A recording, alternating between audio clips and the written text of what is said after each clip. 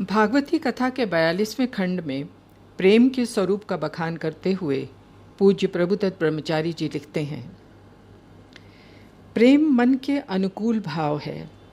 संसार में ऐसा कोई नहीं जो प्रेम न चाहता हो, जिसके मन में प्रेम करने की अभिलाषा ना हो। प्रेम कोई अपरिचित वस्तु भी नहीं है। पशु पक्षी कीट पतंग प्रेम करना तो सभी जानते हैं। अंतर इतना ही है कि एक नित्य से प्रेम, एक अनित्य से प्रेम, एक बिंब से प्रेम, एक प्रतिबिंब से प्रेम, एक सत्य से प्रेम, एक असत्य से प्रेम। सत्य से किया प्रेम भी सत्य होता है और असत्य से किया हुआ प्रेम असत्य। उसे ही मोह भी कहते हैं। सत्य से किया प्रेम मुक्ति का कारण है और असत्य से किया हुआ मोह बंधन का कारण है। प्रेम करने से नहीं होता, वो देवच्छा से, पूर्व जन्मों के संस्कारों से हो जाता है। लोक में भी सभी से प्रेम थोड़ी हो जाता है। जिनसे मन मिल जाता है उन्हीं से प्रेम होता है। मन न मिलने पर पास रहने से भी प्रेम नहीं होता। जो प्रक्रिया प्रेम की संसार में है वही परमार्थ में भी है। अंतर इतना है कि संसारी प्रेम नाशवान अनित्य है, परमार्थ पथ का प्रेम नित्य है, शाश्वत है। भगवान के भिन्न भिन्न कार्यों के निमित्त भिन्न भिन्न अवतार होते हैं। कोई अवतार ज्ञान के प्रसार के लिए, ज्ञान की महत्ता के लिए होते हैं, जैसे हंस कपिल आदि अवतार। कोई अवतार बोध प्रसार के निमित्त होते हैं, जैसे व्यास आदि अवतार। कोई अवतार धर्म की स्थापना के लिए होते हैं, जैसे युगावतार। कोई अवतार मर्यादा स्थापना के लिए होते हैं, जैसे श्री राम आदि अवतार।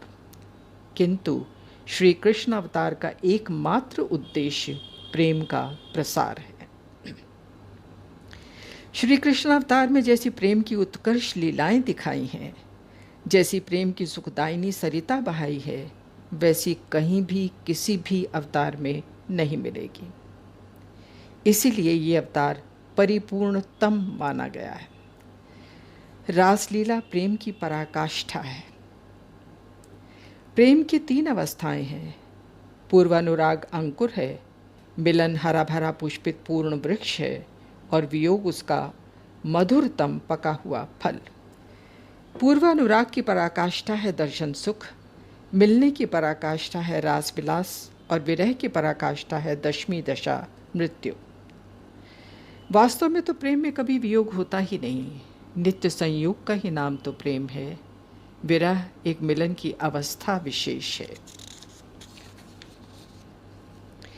प्रेम किसके हृदय में उदय होगा, कब उदय होगा, किस कारण उदय होगा, कहाँ उदय होगा, इन बातों का कोई नियम नहीं।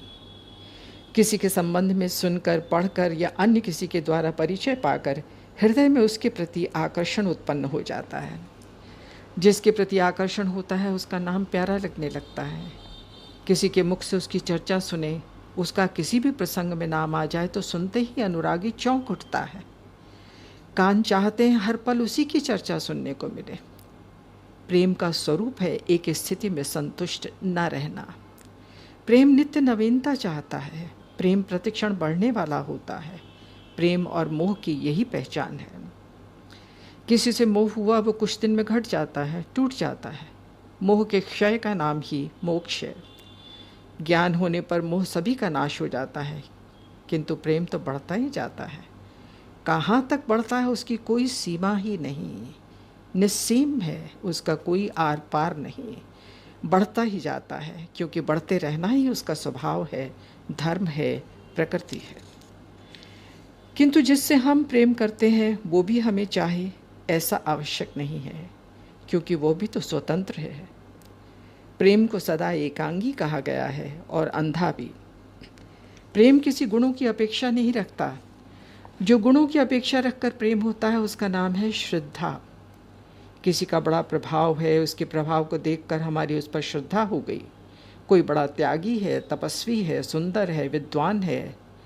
जहाँ उसमें वे गुण ना रहे, त्यागी से रागी हो गया, कुरूप हो गया, तपस्वी से भोगी बन गया अथवा बुरे कर्मों से प्रभाव घट गया, तो हमारी श्रद्धा भी घट जाएगी। किंतु प्रेम में ऐसी बात नहीं। प्रेमी तो कहता है कि वो सुंदर हो या कुरूप, गुणी हो या निर्गुण, हमें प्यार करे या ठुकराए, अपनाए चाहे घृणा करे, हमारा तो सर्वस्व वही है। इतना सब होने पर भी संभव नहीं कि जिसे हम प्यार करते हों वो सदा हमसे तटस्थ ही बना रहे। लोक में भी देखा गया है, बड़े बड़े त्यागी विरागी भी प्रेम के आकर्षण के सम्मुख झुक जाते हैं। तो फिर नंद नंदन तो रसिक शेखर ही ठहरे। प्रेम का वास्तविक स्वरूप तो केवल रासेश्वर है।